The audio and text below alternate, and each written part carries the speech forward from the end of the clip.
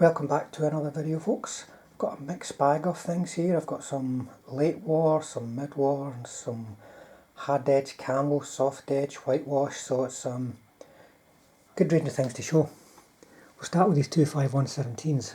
They've been airbrushed in hard edge camo for late war. They've been weathered with a little bit of enamel streaking. Not too much because they are late war, they wouldn't have seen a hell of a lot of service, so there's only a little bit of chipping as well around the panels, nothing too severe. But they're going to form the core of a couple of heavy platoons. And then we've got some 234s with a 75mm, I can't remember which variant they are, there's that many variants to be honest. Now these have been whitewashed but only in the front part just to kind of replicate a field shortage or improvisation. And there's a little bit of extra work gone into these guys. You can see here, for instance, I've used an MG gunner from I think an MG34 gunner from a 251 C half track, and it fits in quite well to actually man the MG on the 234. Here we've got one of the crewmen sitting up on the side of the superstructure.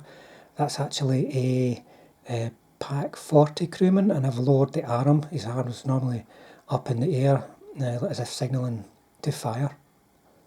And I've squeezed another crew member in there, so there's three in there, but to be honest, he's not got any legs, the guy in the middle. There's not enough space to actually fit them in, so he's kind of hovering. And then this one here, you can see I've put a jerry can rack on the back, just for that recon look.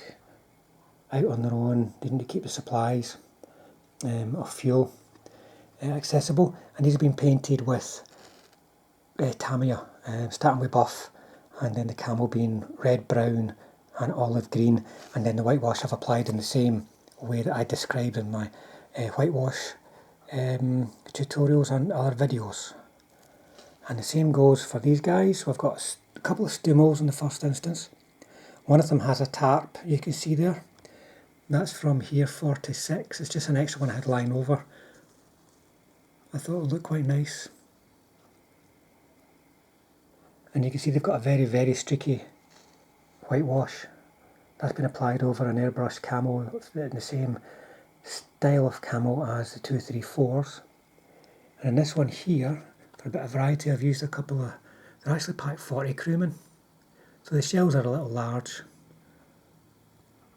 but it gives a bit of variety, so this is not looking the same, so it's a nice little unit. A couple of stumos looking quite cool. And then a couple of flame half tracks. Now you can see one of them here doesn't have the manned flamers. What I've done is scratched a couple of unmanned flamers, and I've described this before for the Ardennes objectives that I did. As you see, there's chutes and brackets, a plastic barrel, and a couple of spare shields from the sprues that come with the 251 kits. There's quite a few variants where you'll get that spare shield, but you won't need it because it's like a Stummel or a mortar half track or such like. So I've put them to good use. Now, here we have a couple of Brumbars. These are actually Elimat Brumbars that are intended for use in late war. So I've really knocked them about, got them looking dirty. You can see one of them has shoots and one doesn't, and the one that does, I've put replacement panels in.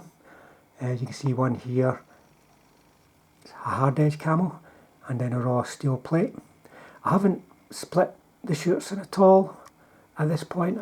It looks nice if you do it, but they become really fragile. The shoots are fragile enough without having individual plates glued at different angles or separately from the rest of it. So I've just left them all in contact. Just turn around and see the other side. See, I've got a couple of replacement plates, and they've been numbered 35 and 36 to match an historical reference. And that spare track rack as well matches that reference too. I do like the early Markov Brumbar. It's almost a steampunk type vehicle. I've actually got to fill in the darken the ends of the barrels on these guys. So there you go, it's quite a mixed bag. Lots of different techniques being used on them.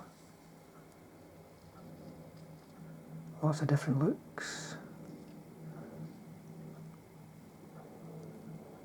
But all together, a nice little set of reinforcements.